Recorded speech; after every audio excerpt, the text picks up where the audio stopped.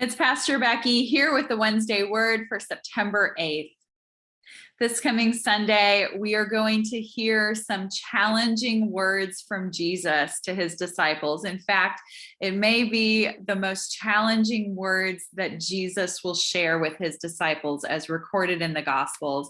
We'll be reading from Mark chapter 8, verses 27 to 38. Listen now for the word of God. Jesus went on with his disciples to the villages of Caesarea Philippi, and on the way he asked his disciples, "Who do people say that I am?"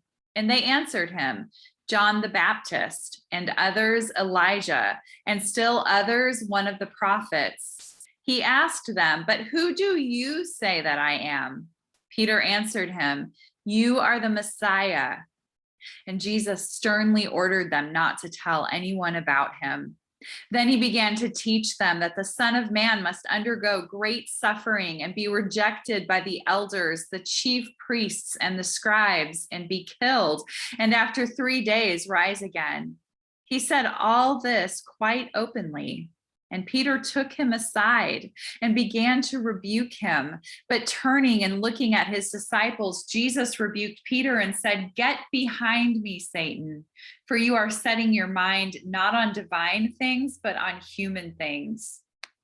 Jesus called the crowd with his disciples and said to them, "If any want to become my followers, let them deny themselves and take up their cross and follow me. For those who want to save their life will lose it, and those who lose their life for my sake and for the sake of the gospel will save it.